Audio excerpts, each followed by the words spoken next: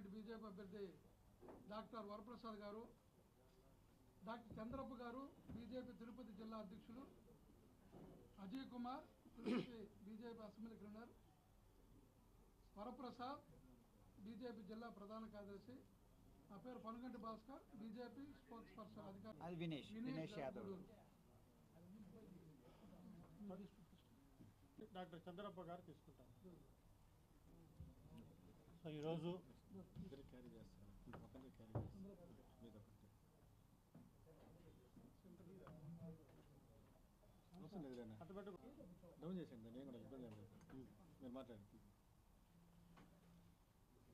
ఈరోజు భారతదేశంలో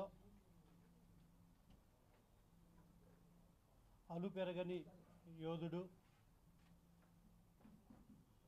ప్రజల మనిషి,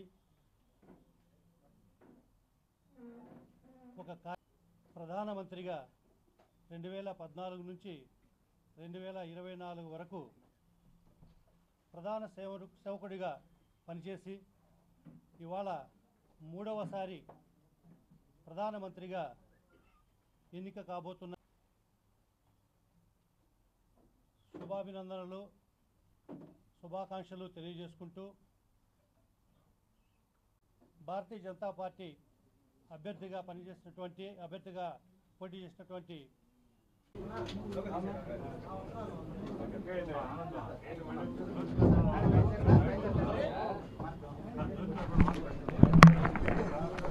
గా 6 లక్షల పైచిలుకు ఓట్లు వేసి ఇందులో Bharatiya Janata Party, Telugu Desam Party, Jana Sena Party ఉమ్మడి అభ్యర్థిగా పోటీ చేసి ప్రజలందరూ కూడా ఆశీర్వదిస్తూ అతి తక్కువ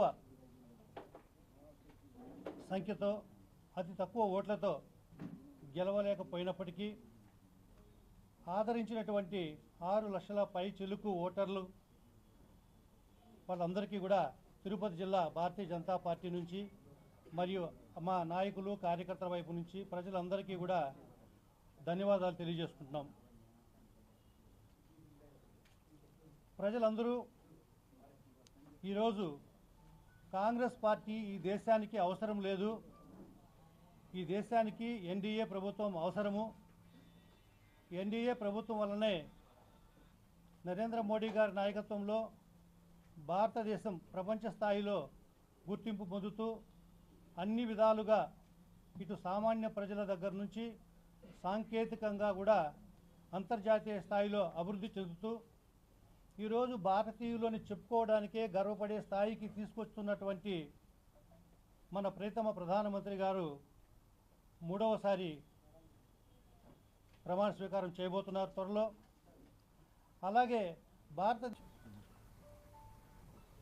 ఒకసారి ఎంపీగాను, ఒకసారి ఎమ్మెల్యేగాను ఉంటూ అతి తక్కువ సంఖ్యతో గెలవలేకపోయినప్పటికీ వారి యొక్క మనోభావాలని తెలియజేసే ఉద్దేశంతో వారు ఇక్కడ మనకు తెలియజేస్తారు. కాబట్టి వరప్రసాద్ గారిని హృదయపూర్వకంగా ఆహ్వానిస్తున్నాము మీతో మాట్లాడడానికి.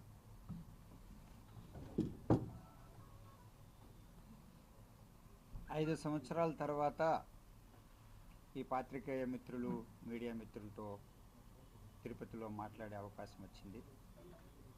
మరొకసారి వారందరికీ కూడా అభివందనలు తెలియజేస్తున్నా.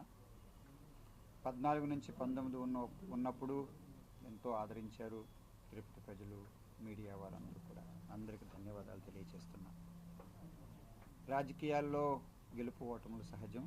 ఇది వరకు కూడా నేను ఒకసారి ఎంపీగా ఓడిపోవటం జరిగింది. ఆ తర్వాత ప్రజలు ఆదరించారు. ఆ తర్వాత ఎమ్మెల్యే కూడా జగన్మోహన్ రెడ్డి గారు వైఎస్ఆర్ పార్టీ తరఫున జరగడం జరిగింది. నాకు అవకాశం ఇచ్చినందుకు వైఎస్ఆర్ పార్టీ వారికి కూడా ధన్యవాదాలు తెలియజేస్తున్నా. ఆ తర్వాత కొన్ని విభేదాలు రావడం జరిగింది. జగన్మోహన్ రెడ్డి గారిలో మార్పులు నేను చూడడం జరిగింది.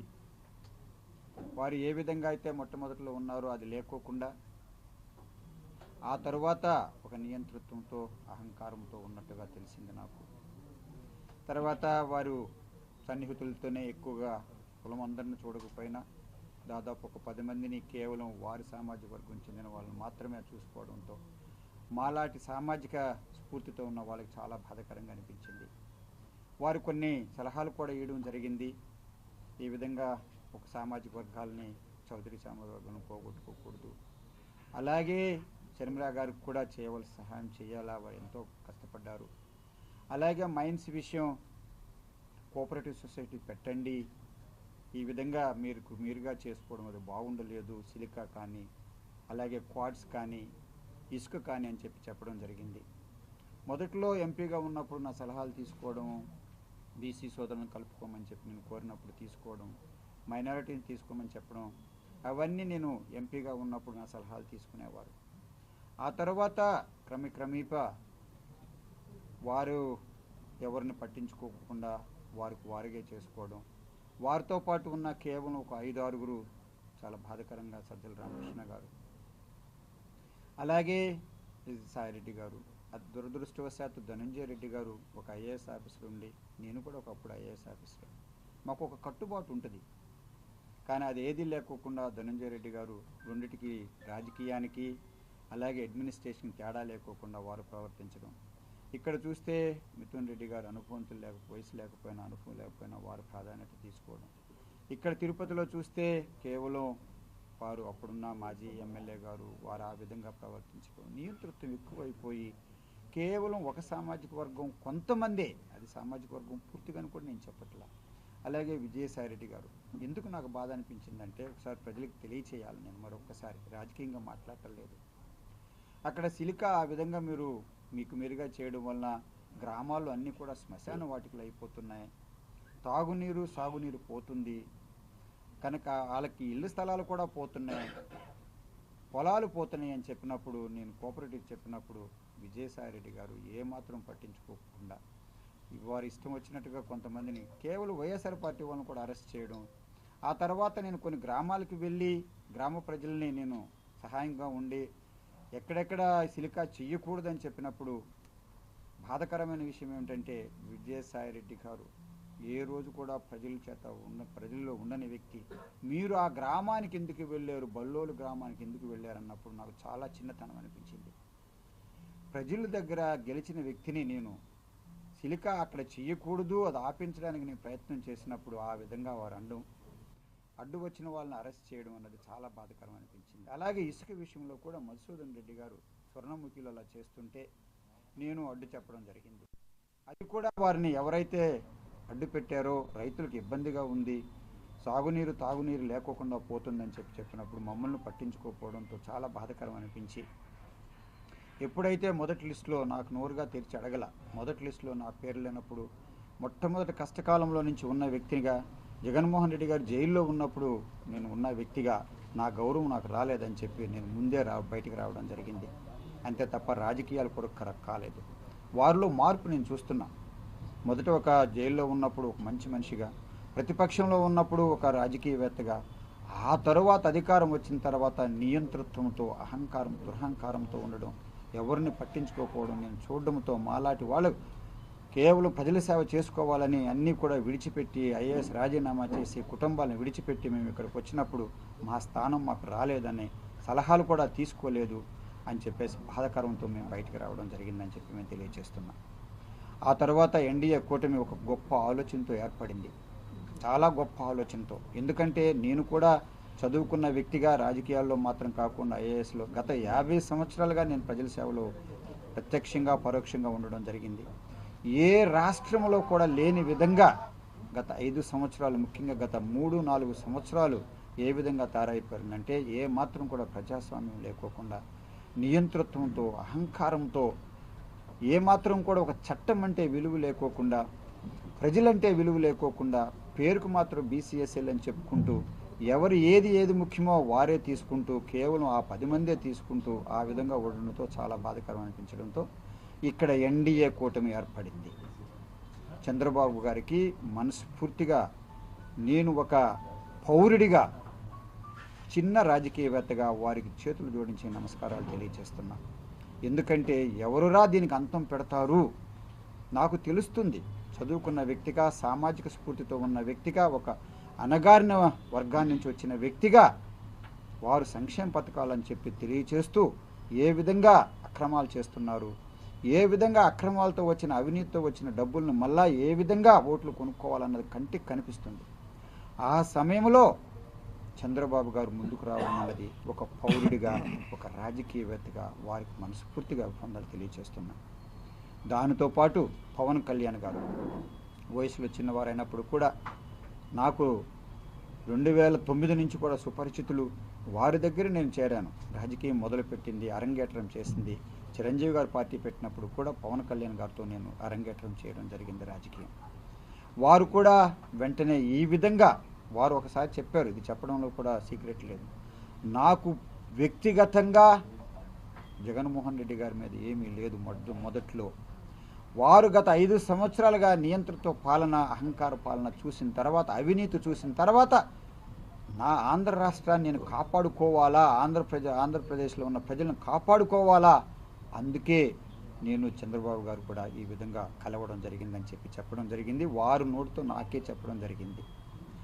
ఆ తర్వాత ఆఖరి కేంద్ర ప్రభుత్వంలో కూడా మోడీ గారు కూడా స్పష్టంగా చాలా ప్రతి మీటింగ్లో కూడా అవినీతి అధికమైపోతుంది, చట్టానికి ఆంధ్రప్రదేశ్లో విలువ లేకుండా పోతుంది, ప్రజాస్వామ్యం కరువైపోతుంది అన్నది తేట తెల్లగా వారు చెప్పిన మీటింగుల్లో నేను చూడడం జరిగింది. చిలకలూరుపేట కానివ్వండి, అలాగే మొన్న జరిగిన రాజంపేట నియోజకవర్గంలో కూడా స్పష్టంగా తెలియచేయడం జరిగింది. సో దీనితో వాళ్ళు ముగ్గురు కూడా ఎన్డీఏ కూటమి ఏర్పాటు చేయడం, వారు సర్వే చేసి నాకు అవకాశం ఇవ్వడం, నేను బయటకు వచ్చిన తర్వాత మరలా రెండోసారి జగన్మోహన్ రెడ్డి గారి వైపు కూడా నేను చూడాల. నా కుమారుడికి కూడా నేను అడగల, కుమారుడిని చూపించాను, అది కూడా తెలియచేయాలా. ఎందుకంటే మీరు అందరికీ మీ సొంత సామాజిక వర్గం ఉన్న వాళ్ళకి తండ్రులకి ఇవ్వకపోతే మీరు కుమారులకి ఇస్తున్నారు కదా. ఒకవేళ నాలాంటి వారి కనుక కొన్ని కారణాల వల్ల కొన్ని సామాజిక వర్గాలకు కనుక నేను సరిపడలేదు అనుకుంటే నా కుమారుడు ఒకడు ఉన్నారని చెప్పి చూపించేనే తప్ప వాడికి ఇది ఇవ్వమని కానీ నాకు ఇది ఇవ్వమని చెప్పి నేను కోరలేదు. కానీ ఇంకొకసారి చెప్పాను, ఐఏఎస్లో ఉన్నప్పుడు ఎన్నో నిధులు తీసుకొచ్చా, ఒక్కసారి కూడా నన్ను ఉపయోగించుకోలేకపోయారే. గత 5 సంవత్సరాలుగా పదవి లేకపోయినా కూడా ఉపయోగించుకోలేకపోయాని చెప్పి ఆయన దగ్గర బాధపడడం జరిగింది. సో ఈ ఎన్డీఏ కూటమి ఈ విధంగా అవినీతిని ఆపు చేయడానికి, ప్రజాస్వామ్యం కాపాడడానికి ఏర్పడినందుకు చంద్రబాబు గారికి, అలాగే ముందు పవన్ కళ్యాణ్ గారికి, ఇద్దరికి ఇలా దీనికి ఆదరించిన మా మోడీజీ గారికి కూడా ధన్యవాదాలు తెలియజేస్తున్నా. ఎన్నికలు జరిగినాయి, గెలుపు ఓటములు సహజం. మా అధ్యక్షులు చెప్పినట్టుగా, జిల్లా అధ్యక్షులు చెప్పినట్టుగా దాదాపు 6,17,000 పైచిలుక మమ్మల్ని ఆదరించారు. చాలా తక్కువ మెజారిటీతో నేను ఓటమి చూశాను. కానీ ప్రజలందరికీ కూడా చేతులు జోడించి నా తరపున, నా కుటుంబం తరపున, నా పార్టీ తరపున ప్రజలకు, ఓటర్ మహాశయులకు ధన్యవాదాలు తెలియజేస్తున్నాను. ఎందుకంటే ఆదరించడం జరిగింది. గెలుపు ఓటములు సహజం. తర్వాత ఈ గెలుపు ఓటముల్లో కూడా మరొక్కసారి నేను ప్రజలకు తెలియచేయాల, కొన్ని సామాజిక వర్గాలు ఒకవేళ బీజేపీ ఆలోచనతో విభేదించి ఉండవచ్చు. కానీ ఈ సమయంలో చిన్న విషయం కూడా నేను చెప్పదలుచుకున్నాను. మోడీ గారు గత 10 సంవత్సరాలుగా ప్రధానమంత్రిగా ఉన్నప్పుడు ఏ ఒక్క సామాజిక వర్గానికి కూడా ఆయన హాని చేయలేదు, చట్టపూర్వకంగా ఏమీ చేయలేదు. కొన్ని ఉన్న వాటిని సరిచేయడం దానికి జరిగింది తప్ప రిజర్వేషన్లు ఖచ్చితంగా నేను తెలియచేయాల్సింది ఏమిటంటే, ఇక్కడ ఉన్న మైనారిటీ సోదరులు ఎవరు కూడా మన భారతదేశంలో మతపూర్వకంగా రిజర్వేషన్లు ఇంతవరకు గత 70 సంవత్సరాల్లో లేవు. అది కులం పరంగా ఉన్నది. ఎస్టీలు, ఎస్సీలు, బీసీలు, ఓసీలో ఉన్న బలహీన వర్గాలకి, బలహీనంగా ఎకనామికల్గా ఆర్థికంగా వెనుకబడిన వారికి అయితే ఉంది తప్ప మతపరంగా ఎవరికి లేదు. సిక్కులు ఉన్నారు, హిందువులు ఉన్నారు, అలాగే క్రిస్టియన్స్ ఉన్నారు, జైన్స్ ఉన్నారు, బుద్ధిస్ట్ ఉన్నారు, మైనారిటీస్లో ముస్లిమ్స్ ఉన్నారు. ఏ ఒక్కరు కూడా లేదు అన్న ఒక మాట చెప్పడం అయితే నేను ఒక పౌరుడిగా విన్నానే తప్ప అంతకుమించి ఏ ఒక్క సామాజిక వర్గానికి కూడా మోడీ గారు కానీ బీజేపీ గారు కానీ హాని చేసినట్టుగా నేను చూడాల. కొన్ని ముఖ్యమైనవి చేయడం జరిగింది, చట్టాలు తీసుకురావడం, అవి అందరికి ఉపయోగకరం అయ్యేటట్టుగా చేశారు తప్ప వేరే ఏమి లేదు. అయినా కూడా అది సిద్ధాంతంతో ఉన్నవారు కనుక కొన్ని సామాజిక వర్గాలు, మా పార్టీ కూడా సిద్ధాంతంతో ఉన్నది కనుక కొన్ని విభేదాలు జరిగి ఉండవచ్చు. అది పెద్దగా తీసుకోవాల్సిన అవసరం లేదు. కనుక మమ్మల్ని ఆదరించిన ఉమ్మడి అభ్యర్థిగా ఉన్న వరప్రసాదరావు నన్ను ఆదరించినందుకు మరొక్కసారి వారికి ధన్యవాదాలు తెలియజేస్తూ, అయినప్పటికీ కూడా ఒక ఎన్డీఏ కూటమి అధికారంలో ఉంది కనుక కేంద్ర ప్రభుత్వంలో తప్పనిసరిగా నేను ప్రజల సేవలో ఉంటానని చెప్పి నేను ప్రజలకు తెలియజేస్తున్నాను. ఎందుకంటే ఇక్కడ గత 15 సంవత్సరాలుగా నేను తిరుపతి నియోజకవర్గంలో సేవ చేసుకుంటూ వస్తున్నా. చాలా పనులు కూడా నేను చేశాను. అప్పుడు రైల్వే స్టేషన్లో జరిగిన పనులు కూడా నేను ప్రారంభించినవే ఇప్పుడు జరుగుతున్నాయి. కాకపోతే నేను ఆ రోజు 1,100 కోట్లకి 1,100 కోట్లకి నేను ఆ రోజు ప్రపోజల్ పెట్టడం జరిగింది. ఇప్పుడు కేవలం 400 వచ్చాయి కనుక ఇప్పుడు బీజేపీ తరఫున మా పార్టీ అక్కడ అధికారంలో ఉంది కనుక, ఎన్డీఏ అక్కడ అధికారంలో ఉంది కనుక, ఇక్కడ ఎన్డీఏ కూటమి కూడా అధికారంలో ఉంది కనుక చక్కని ప్రపోజల్స్ అన్నీ కూడా ఇక్కడి నుంచి పంపించి అది 1000 కోట్ల పైచీలకు తీసుకొచ్చి అది ప్రపంచ స్థాయికి తిరుపతి రైల్వే స్టేషన్ తీసుకువెళ్తానని చెప్పి ప్రజలకు మరొక్కసారి మా పార్టీ తరఫున తెలియజేస్తున్నా. అలాగే అంతర్జాతీయ విమానాశ్రయం అయితే ఉంది, కానీ ఇంతవరకు అంతర్జాతీయలో కూడా ఒక్కచాటు కూడా సర్వీస్ అయితే ప్రారంభించలేదు కనుక అది కూడా అన్ని విధాలుగా చేస్తామని చెప్పి తెలియజేస్తున్నా. అది కాకుండా మిగిలిన ప్రాంతాల్లో మాకు 5 మున్సిపాలిటీస్ ఉన్నాయి. 5 మున్సిపాలిటీలో కూడా కేంద్ర ప్రభుత్వం నుంచి తప్పనిసరిగా నిధులు, అమృత పథకం ఇప్పుడు లేకపోయినా కూడా మౌలిక సదుపాయాల కొరకు తాగునీరు కానీ, సాగునీరు, పార్క్ అభివృద్ధులు, రోడ్లకి, డ్రైనేజెస్ అన్ని 5 మున్సిపాలిటీకి నేను తీసుకొస్తానని చెప్పి కూడా నేను తెలియజేస్తున్నాను. అలాగే కేవలం నాకు ఎంపీ నిధులు ఉండకపోవచ్చు, అదే సమయంలో కార్పొరేట్ సోషల్ రెస్పాన్సిబిలిటీస్ కింద నాకు అనుభవం ఉంది కనుక, ఒక ఐఏఎస్గా, ఒక ఎంపీగా, ఒక ఎమ్మెల్యేగా అనుభవం ఉంది కనుక చక్కని నిధులు తీసుకురాగలను. అవి తీసుకొచ్చి గ్రామాల్లో తాగునీరు కానీ, సాగునీరు కానీ అవి ఏర్పాటు చేయడం, సోషల్ కార్పొరేట్ రెస్పాన్సిబిలిటీ కింద చక్కని నాకు ట్రస్టులు కూడా ఉన్నాయి. ఆ ట్రస్టులతో నిధులు తీసుకొచ్చి ప్రజలకు సేవ చేసి పార్టీ పరంగా ముందు తీసుకొచ్చి మా పార్టీని బలోపేతం చేసుకోవడానికి, మా ఎన్డీఏ కూటమిని ఆదరించిన ప్రజలకు ఏ విధంగా సేవ చేయాలో అవన్నీ నేను చేసుకొస్తాను. తర్వాత చాలా కీలకమైనవి ఉన్నాయి. అవి ఒక అనుభవంతుడైన నాలాంటి వాడు సేవాభావంతో ఐఏఎస్ విడిచిపెట్టి వచ్చిన వాడే చేయగలరు. ఉదాహరణకు ముఖద్వారాలు కనుక అది తెరిపించకపోతే దాదాపు 1,00,000 కుటుంబాలు అంటే దాదాపు 5 లక్షల మంది జనాభా ప్రత్యక్షంగా పరోక్షంగా ఆ మత్స్య సంపద మీద, పులికాటి మీద ఆధారపడతారు కనుక అది నేను అప్పుడు ప్రారంభించాను. ఆ తరువాత చేయగలిగిన వాళ్ళు అది తీసుకువెళ్ళవలసిన పరిస్థితుల్లో లేకపోవడం వలన మరలా నేనంతా కూడా తిరిగి తీసుకొచ్చి ఆ మత్స్య సంపదని ముఖద్వారాలు తెరిపించడానికి మొదటి సంవత్సరంలో నేను చేసే విధంగా నేను చేసుకుంటాను. ఎందుకంటే ఒక వ్యక్తిగా, ఒక పార్టీగా ఇక్కడ దయచేసి ఎవరు కూడా ఎంపీ ప్రజలు ఆదరించారు, వారి పదవి వారికి ఉంటుంది, వారి ప్రోటోకాల్ వారికి ఉంటుంది, ఏ విధమైన విభేదాలు ఉండవు. ఇదివరకన్నా ఉన్నప్పుడు కూడా మేము తండ్రి బిడ్డల్లాగా ఉన్నాము. అదే సమయంలో ప్రజలు చాలా ముఖ్యం కనుక, నేను కూడా ఒక ఆశయంతో వచ్చాను కనుక, మా ఎన్డీఏ ప్రభుత్వం అక్కడ ఇక్కడ కూడా ఉంది కనుక నా వంతు నేను చేసి ముఖద్వారాలు తెరిపించడం. కానీ చాలా గ్రామాల్లో అనుకోని విధంగా ఆ రోజుల్లో నేను ఎంపీగా ఉన్నప్పుడు ప్రతిపక్షంలో ఉన్నాను కనుక ఏమీ చేయలేకపోవడం జరిగింది చాలా వరకు. ఎందుకంటే ఆ వైల్డ్ లైఫ్, ఆ అటవీ శాఖ ఆంక్షలు దాదాపు 100 గ్రామాలని ఏ విధంగా గత 75 సంవత్సరాలుగా పీడిస్తున్నాయో అది తప్పనిసరిగా ఇప్పుడు 2 చోట్ల కూడా ఎన్డీఏ కూటమి ఉంది కనుక, ఎమ్మెల్యేలు అందరూ కూడా ఎన్డీఏ కూటమికి చెందిన వాళ్ళు కనుక తప్పనిసరిగా ఇక్కడ నుంచి ప్రపోజల్ తీసుకువెళ్ళి ఆ గ్రామాలన్నీ కూడా వైల్డ్ లైఫ్ యాక్ట్ నుంచి, అటవీ శాఖ ఆంక్షల నుంచి బయటికి తీసుకొచ్చి వారికి శాశ్వత విమోచన కలిగించాలి. ఎందుకంటే ఆ రోజు శ్రీహరికోట రాకెట్ లాంచింగ్ వచ్చినప్పుడు అక్కడి నుంచి ఆ ఐలాండ్ నుంచి తీసి ఆ దీవి నుంచి తీసుకువెళ్ళిపోయి అక్కడ పెట్టి 75 సంవత్సరాల మౌలిక సదుపాయాలు, విద్య, ఆరోగ్యాలు లేకోకుండా, ఆఖరికి ట్రాన్స్పోర్ట్ లేకుండా ఇబ్బంది పడిపోతున్నారు కనుక నేను అలాంటి ఉద్దేశాలతో వచ్చాను కనుక ఇప్పుడు ఎన్డీఏ కూటమి అక్కడ ఉంది, ఇక్కడ ఉంది కనుక నాకంటూ ఏ విధమైన ప్రోటోకాల్ అధికారం లేకపోయినా మా పార్టీ తరఫున సేవ చేసుకోవడానికి నాకు అవకాశాలు మానవుడిగా, నాకు ఒక పౌరుడిగా ఉన్నది కనుక ఈ విధంగా నేను ముందుకు వస్తున్నాను, ముందుకు వెళ్తాము. మా పార్టీని, మా ఎన్డీఏని కూడా ప్రతి గ్రామంలో కూడా మేము తీసుకువెళ్ళే విధంగా మేము చేస్తామని చెప్పి మరొక్కసారి తెలియచేస్తూ, ఈ విధంగా మమ్మల్ని ఆదరించి మీడియా సోదరులు వచ్చినందుకు వారికి ధన్యవాదాలు తెలియచేస్తూ, వాటర్ మహాశైలకు మరొక్కసారి ఓట్లు వేసిన వేరికపోయినా వారి భావాలతో వారు ఉన్నారు కనుక మాకు ఈ విధంగా 6 లక్షల పైచీలకు మమ్మల్ని ఆదరించినందుకు ఎన్డీఏ తరఫున, తెలుగుదేశం తరఫున, అలాగే జనసేన తరఫున, మా తరఫున కూడా చేతులు జోడించి నమస్కారాలు తెలియచేస్తూ మేము ప్రజల సేవలో ఉంటాము. కేంద్ర ప్రభుత్వంలో ఏ అవసరాలు ఉన్నా కూడా మా దగ్గర కూడా తెలియచేయవచ్చు. మేము సేవ చేసి మీ రుణం తీర్చుకుంటామని చెప్పి తెలియచేస్తూ సెలవు తీసుకుంటాం. ఎన్డీఏ కూటమి రాష్ట్రంలో విజయవంతంగా వచ్చిన సందర్భంలో మీరు ఇక్కడ తిరుపతిలో 100% గెలిచి ఉండాలి. గెలవలేకపోవడానికి అసలు కారణాలు ఏందనేసి మీరు అనుకుంటున్నారు? మీరు పూర్తిగా సోదరులు కనుక వినుంటే విన్నాను.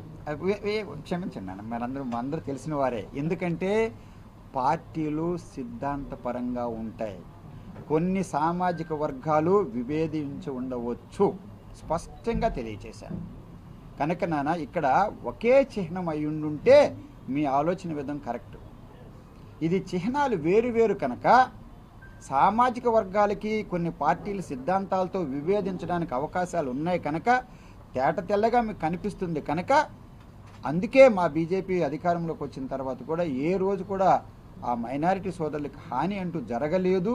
ఆ రిజర్వేషన్ది చాలాసార్లు వాళ్ళు చెప్పడం జరిగింది ఉండదని. దానికి నేను నా పార్టీ తరఫున చెప్పాల. నేను ఒక పౌరుడిగా మన భారతదేశ మన బీజేపీలో ఉన్న ఒక కార్యకర్తగా నేను తెలియజేసేది ఏమిటంటే భారతదేశ చరిత్రలో మతపరంగా రిజర్వేషన్లు నేషనల్ లెవెల్లో లేదు. కొందరు ముఖ్యమంత్రులు వారు వెల్ఫేర్ అన్నది స్టేట్ సబ్జెక్ట్ వస్తుంది కనుక వారు పెట్టుకుంటారు. కనుక సిద్ధాంతపరంగా విభేదాలు ఉంటే అలా జరిగి ఉంటాయి తప్ప ఒకే చిహ్నం అయి ఉండి అప్పుడు వరప్రసాదరావు ఒక చెడ్డ వ్యక్తిగా ఓట్లు వేయలేదు అనుకుంటే అప్పుడు నేను బాధపడాలి తప్ప ఇప్పుడు సిద్ధాంతపరంగా జరిగింది అయినప్పటికి కూడా నాకు అన్ని ఓట్లు వచ్చాయి. ఆ తర్వాత మా బీజేపీ వాళ్ళు కూడా కొన్ని చోట్ల ఓడిపోవడం జరిగింది. తర్వాత కొన్ని సామాజిక వర్గాలు అణగారిన సామాజిక వర్గాలు అనకూడదు, ఒకవేళ మా గుర్తు తెలియకపోవచ్చేమో అంతే తప్పనిచ్చి వేరే ఏ పొరపాటు జరగలేదనేది మా భావన. ఒకటి సిద్ధాంతపరంగా కొన్ని సామాజిక వర్గాలు విభేదించి ఉండవచ్చు బీజేపీతో. రెండోది ఏమిటంటే కొంతమందికి గ్రామాల్లో మా చిహ్నం తెలిసి ఉండకపోవచ్చు తప్ప మా ఎన్డీఏలో కూటమిలో ఉన్న ఏ ఒక్కరు కూడా పొరపాటు చేయలేదు. ఎందుకంటే స్పష్టంగా నాకు కనిపిస్తుంది. అంత చక్కగా ఒక కుటుంబంలాగా ఎన్డీఏ కుటుంబంలాగా చంద్రబాబు గారు ఎక్కడ చెప్పినా కూడా ఆ మహానుభావుడు ఏం చెప్పాడంటే, అలాగే పవన్ కళ్యాణ్ గారు ఇక్కడ గాజు గ్లాసుకి కానీ ఎన్ని ఓట్లు పడతాయో అలాగే సైకిల్కి ఎన్ని ఓట్లు పడతాయో అన్ని ఓట్లు బీజేపీ అభ్యర్థికి పడాలి అని చెప్పి చంద్రబాబు గారు కాళహస్తిలో కానివ్వండి, అలాగే పవన్ కళ్యాణ్ గారు తిరుపతిలో స్పష్టంగా కూడా తెలియచేశారు. కనుక ఉమ్మడి ఎన్డీఏ కుటుంబంలాగా ముందుకు వెళ్ళింది. బట్ సిద్ధాంతాలు కూడా ఉంటే అది మనం ఆలోచించుకునే నేను రావడం జరిగిందని చెప్పి తెలియజేస్తాను. ధన్యవాదాలు. పత్రికా సమావేశం పర్లేదు మాట్లాడి అడగండి.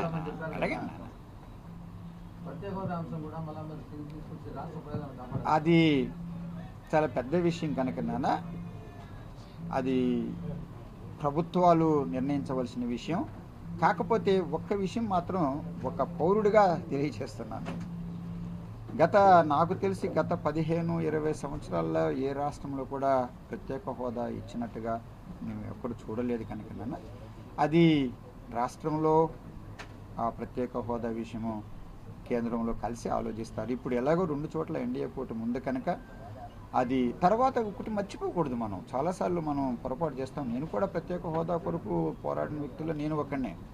కానీ విభజన చట్టంలో లేదన్నది మనం మర్చిపోకూడదు. కేంద్ర ప్రభుత్వం విభజన చట్టన అమలు చేయాలన్నది ఒక పాఠం ఉందే తప్ప అదో విభజన చట్టంలో ఉన్నవన్నీ కూడా మనకు ఐఐటి కానీ ఐసరి తీసుకురావడం కానీ ఇవన్నీ కూడా చేయడం జరిగింది. కానీ విభజన చట్టంలో ప్రత్యేక హోదాకి ఏ విధమైన స్థానం లేదు. అప్పుడు కాంగ్రెస్ వాళ్ళు ఉండి అధికారంలో ఉండి ఎందుకు పెట్టలేదు? ఎందుకంటే అది 2013లోనే వచ్చిన చట్టం. ఇదేమీ బీజేపీ వచ్చిన తర్వాత లేదా ఎన్డీఏ వచ్చిన తర్వాత వచ్చిన చట్టం కాదు. అది అప్పుడే ప్రత్యేక హోదా విభజన చట్టంలో లేదు కనుక అది దానికి ఒక చట్టపూర్వకమైన స్థలం లేదు అన్నది కూడా అందరికీ తెలిసిన విషయం. అది కూడా మనం చూడాలి.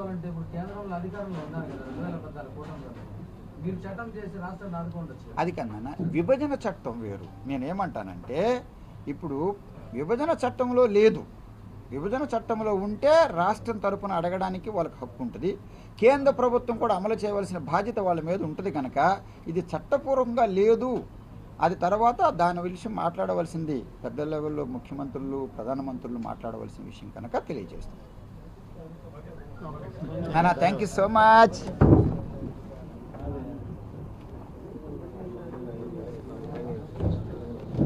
నానా జల్దీ